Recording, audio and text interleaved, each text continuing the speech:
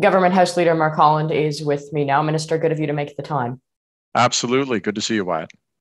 Let's just begin the return of the House. What is your government ultimately focused on? We hear a lot about some of the basic things such as childcare, something that really was introduced in the federal budget in April of 2021. But even exceeding that, what is some stuff that perhaps will be new priorities for your government, perhaps things that weren't necessarily outlined in, you could say, the last federal budget or when Parliament went for summer recess?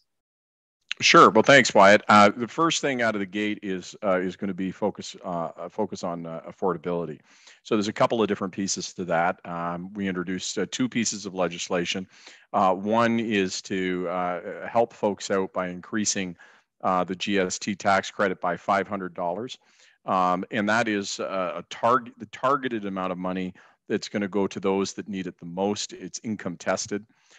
Then we also have, on the same basis, a separate bill that's dealing with helping people with the high cost of rent with $500 that's specifically pointing at that. And then obviously further to our supply and confidence agreement with the NDP, we are starting the first phases of the National Dental Care Program, which will mean for families earning less than $90,000 a year, that for children under 12, they're not going to have to pay for the costs of getting dental care. So these are some critical additional measures that we're taking to help people with the cost of living. Obviously, Wyatt, right now we're in a global situation dealing with inflation. We're fortunate that it's less in Canada than in most other countries, but we are feeling this global phenomenon. People are really feeling the pinch of increased prices. So for those that are most vulnerable, we want to make sure we're there for them. So that's a couple of things there. We also have a really important piece of legislation around helping those in the disabled community who are in vulnerable positions, who are really being hurt by the cost of increase of living, to help lift them out of poverty and to help those who are disabled. So those are some of the earlier pieces of legislation. There's obviously a lot that we had from the last Parliament. Everything from truth and reconciliation for Indigenous peoples and acting on some of those recommendations, and as well dealing with online news, making sure that journalists are getting fairly compensated in a environment of digital news, and action on safer communities with taking action on responsible gun legislation. So we got a busy session ahead of us, Wyatt. And I want to follow up with you on a few things you said, but perhaps to start out with the supply and confidence deal that your government has with the NDP. NDP leader Jagmeet Singh said recently that he isn't prepared to bend any further as it relates to the dental care aspect of that supply and confidence deal. Will that change perhaps in any way how you move forward with implementing that dental care plan? How soon might that come into effect? Well, it's our intention, further to the supply and confidence agreement, to have the component for under 12 to come in right away. So that'll be, we're looking to get that adopted in a way that we can have it this year. And then in subsequent years, it will be expanded until it's available to all Canadians by the time we get to 2025. So it'll be available to all Canadians who are earning less than $90,000 a year. It'll be a little bit tapered between 70 and 90. But it will be there for all families. So that first tranche, that getting that available for families with children under 12, that's going to be right away. And going back now as well to another thing that you mentioned and alluded to in your first answer, as it relates to some of those online safety aspects of, specifically, you had mentioned journalists, but just in general, Bill C-11, something that your government is trying to pass. When you look at, from your perspective as a government, not just necessarily the online safety, but we see increased intimidation towards various leaders. Deputy Prime Minister Chrystia Freeland was yelled at when she was in Grand Prairie, Alberta, meeting with the mayor there. What are you doing as a government to try and dismantle some of that hate that is being seen? Yeah, I think, it's a really important question, Wyatt. And in our public discourse, it's incredibly important that it be respectful. We're very blessed in this country that while we may have very different views, that we've been able to have debate and have it be civil, and not propagate or promote violence. And what we are seeing in an online environment, unfortunately, in dark corners of the web and sometimes not so dark, is people who are advocating violence, who are pushing for things that are really very disturbing. And so we have to make a very clear distinction, because we're a nation where we want people to say whatever's on their mind, including things that we really disagree with. But we don't want people to cross that line into promoting hate, into promoting violence. And so it's important that we update our laws so that we take action there. And as well, to take a look at a lot of the times the extreme talk that comes, that we see online, is coming from a place that is really misinformed. And unfortunately, we have actors that try to amplify that try to dog whistle to it, to play up misinformation, so that when somebody, because sometimes I'll get people who come into my office with wild conspiracy theories, things that they've read online that are not connected to reality at all. And, if it was true, I would be with them. I would be really angry. And I could, you can see how some people are incited to real anger and hatred. But I think we all collectively have a responsibility in how we talk to one another and how we debate issues, to be honest, to be direct, to not play games with truth, and to dial back some of that rhetoric. And that's what I've been talking about since I became House Leader, is the type of tone that I think we need to have in Parliament as we're debating. It sets the tone for the country generally. So because even some of that rhetoric that isn't directly pushing hate, when you're playing with it and you're winking at it and you're playing with misinformation, that's an extraordinarily dangerous thing, and it does really bad things to discourse. And I want to ask you about COVID-19 specifically, as it relates to COVID-19 on the Hill. Obviously, we have seen, I guess, the relevancy that COVID-19 is playing in the lives of everyday people change over the past couple of weeks, past couple of months. Obviously, it's not shutting down the economy anymore, and the economy is very much up and going, but it is still an issue that is a reality in many Canadians' lives. And, there's reports suggesting that your government might, as an example, get rid of the ArriveCan app. But I mean, when you look at, COVID-19 in general, but specifically COVID-19 on the Hill, and how some of those policies have changed from when COVID-19 first started, what is your government doing, you could say, to continue to advocate for real and for proper solutions to deal with COVID, and to prioritize the safety of MPs on the Hill, guests, and just Canadians across the country? Yeah, I mean, it's a really great question, Wyatt. I mean, we're all completely sick of COVID. It was an incredibly difficult thing for folks to go through. It was really a collective trauma. But what we've tried to do all the way along is to follow the science, and to give the best public health advice we can, and to bring in the best measures that we can to protect Canadians. And what we've seen is that Canada has one of the lowest death rates anywhere in the world. The Canadians really came together to support one another and make sacrifices over a long period of time to keep people safe. And so we're going to continue to follow the science. What I would say is the best public health advice is to continue to keep your vaccines up to date, get vaccinated. We've seen what a huge impact that has on saving lives. Wear a mask in crowded spaces, particularly if you're sick or you're vulnerable. And obviously, everyone has a right to make a choice now as things begin to open up about whether or not they want to. But it's important that people recognize that that is the best practice if you're at all vulnerable. Certainly, if you're at all feeling ill, to wear that to protect others. So we want to continue to encourage that use. So we'll continue following this the best public health advice in science, because none of us are clairvoyant. None of us can know what the future holds, and we don't know where this pandemic is going to go. We're all very hopeful that we're coming towards an end of this, but we have to be prepared, and we have to continue to try to ensure that people are protected. And just lastly, before we conclude, something you alluded to in your first answer, the rising cost of living, affordability, et cetera. Obviously, 7% as of most recently was the figure as to inflation and what that is currently at.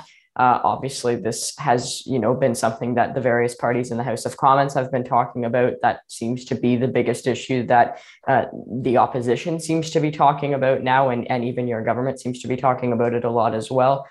So I guess, what are you doing as a government, but specifically, what do you make of some of the things the opposition is saying to try and, I guess, argue against some of the measures your government is taking? Sure. Well, first of all, let me say that whether or not it's in Ajax or across our region, Wyatt, across Durham region, know that people are finding it difficult to pay bills and to deal with the rising costs of everything. And that this phenomenon, the fact that Canada is less affected than most other nations by a little bit, is small comfort. The reality is it's difficult, and so we have to be there. And I talked about a number of the things that we're doing in terms of affordability measures around doubling the GST credit and having support for rent. And obviously, we have the child care agreements to help folks. We have the Canada Child Benefit, which is really direct dollars that go to families and is indexed. So there's a lot of direct measures.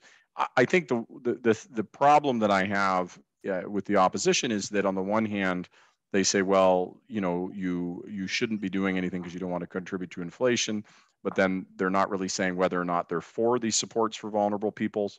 They won't talk about what they would cut. So, for example, they say that they would want to reduce the payments made to EI, even though the EI payments are lower than when they were under the Conservatives, and they want to reduce payments to CPP. But these are critical supports. If CPP is people's retirement, that's not a tax. EI is something that's there for folks when they lose their jobs. If you cut money from these programs, they're not going to be there for people's retirement. They're not going to be there when people lose their jobs. So I don't really see a strategy from the Conservatives. It's very easy in a globally challenged environment just to criticize and pretend inflation is a Canada-only phenomenon. But there is a real responsibility to put forward actual solutions and not just criticize. So I would say if the Conservatives have an interest in being something other than opposition, they have to put actual ideas forward rather than just criticize what we're doing. And right now, their criticism seems hypocritical and all over the map to me. Okay, Government House Leader Mark Holland. Minister, thanks so much for your time. Really appreciate it. Thanks, Wyatt. Great to talk with you again. That was Government House Leader Mark Holland that you just heard from. And now for the opposition's perspective, let's bring in Philip Lawrence. He's an Ontario Conservative MP, and Peter Julian, who's a BC NDP MP and that party's House Leader. Philip, let me start out with you. The ongoing conversations as to whether or not various measures as it relates to COVID-19, in this case, one thing that's been talked about within the past couple of days is the ArriveCan app, where that goes from here. What would you and the Conservative Party like to see done as it relates to that? I know obviously you want to see it gone, and you wanted to see it gone many months ago, but is now ultimately better than never, I guess? Yeah, I mean, it's better now, better later than not at all. But certainly, I mean, all the passengers who were delayed needlessly so, the great confusion. My particular riding has a large percentage of seniors, and it seemed to be particularly difficult for our seniors and leaving.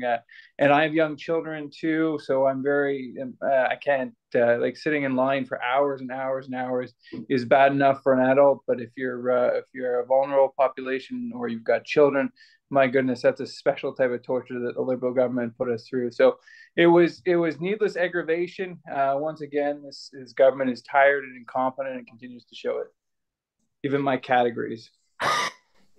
And Peter, what do you ultimately make of, obviously, the ongoing pandemic has been impacting the lives of everyday Canadians since really March of 2020. It's become a reality in the lives of Canadians from across the country. I mean, we've been through this. We've had measures that have been implemented. You've obviously had to be vaccinated across the border. There's been the ArriveCan app. What, in your view, should the government be doing to ensure that Canadians can be safe, Canadians can still be protected from a virus such as COVID-19 when crossing the border going to another country? Well, follow the best advice from health professionals. The reality is vaccines have made us safer, have lowered the death rate and lowered the infection rate. The reality is government needs to be making investments to continue with some of the vaccines that are more targeted to particular variants. That's very important. And for any decisions around the border, these shouldn't be political decisions. These should be decisions that are based on sound health advice. And that's what the NDP will continue to push in the House of Commons. Decisions may come with a sound health reason and sound health background. But that's our primary concern, to keep Canadians safe.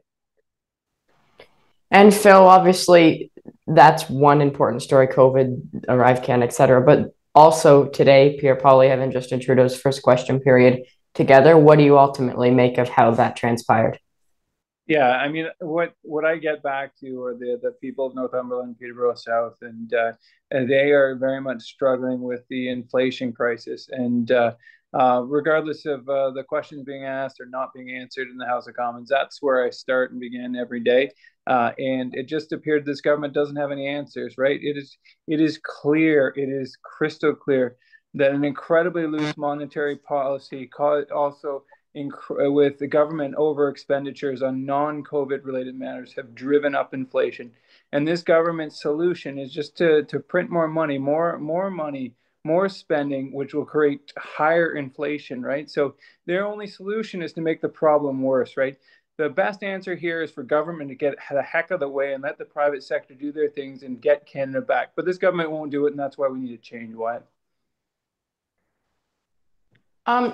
Peter, when you look at the first question period today between Pierre Poilievre and the Prime Minister, obviously the NDP, it's supplying confidence deal with the government. That is one thing that will be important as it relates to getting things done between the government and between the NDP as well. But what role do you see the NDP playing in terms of, some of these important issues? Obviously, the NDP has supported the government on some important pieces of legislation that in many cases has helped Canadians. But what do you ultimately make of how the NDP will kind of play into that relationship between the Conservatives and the government, something that many political observers would say has, gained more tensions in the past couple of months?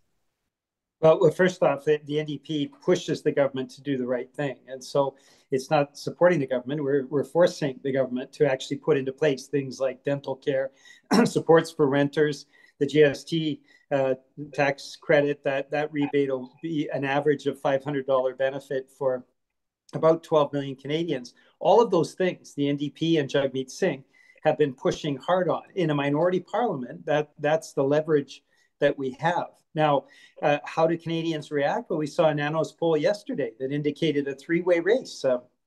31% for the Conservatives, 28% for the Liberals, 26% for the NDP. And we haven't seen those kinds of numbers for the NDP since Jack Layton. What that represents, I think, is people just wanting to get away from the sort of hollow posturing that they sometimes see in question period between the Liberals and Conservatives that mostly agree on things. They haven't cracked down, neither party cracked down on overseas tax havens, neither party has actually provided supports, except when the NDP pushes them, for regular people. Both parties, both the Liberals and Conservatives, provided massive supports for the banking sector in the hundreds of billions of dollars in liquidity supports. So the Liberals and Conservatives have the same way of governing. And I think the reason why the NDP is rising in the polls is that more and more people are saying, we don't want any more of that same old, same old. We want a leader in a party that's actually concerned about the future, actually ready to invest in people, and actually believes that the rich and the billionaires should pay their fair share of taxes. Those aren't radical concepts. They're concepts that I think most Canadians accept, and that's why the NDP is rising in the polls and why there's so much interest in what Jagmeet Singh has to say. And just before I go back to Phil, Peter, Government House Leader Mark Holland touched on this as well when I spoke with him as it relates to the supply and confidence deal with the NDP. NDP leader Jagmeet Singh has come out recently. He said that the NDP isn't prepared to bend any further as it relates to the dental care plan. What do you say to those Canadians who are concerned that the NDP has waited ultimately too long in order for the government to, I guess, what do you say to those Canadians that say the NDP has waited too long to work with the government to enact some of those dental care policies? Well, the reason why the NDP is rising in the polls is because more Canadians agree with our approach and how effective it's been. But the reality is there are 27 commitments that we're forcing the Liberals to put into place, including elements around climate change and a whole range of other supports that help Canadians. We will continue to push the government on all of those things. And if the government does what the agreement calls for, then Canadians will be better off. And ultimately, we may not have an election for another couple of years. I think for the most part, what Canadians want to see is action from government. They don't want to see any more posturing or hollow words. We saw that in the Harper government. We saw that in the first few years of the Trudeau government, up until the time when the NDP had more leverage. These are all things that Canadians want to see: action, not words, and things that are delivered, not things that are simply promised repeatedly and never delivered. Okay, NDP House Leader Peter Julian and Ontario Conservative MP Philip Lawrence, thanks to you both for your time tonight. Thank you. Good to speak to you.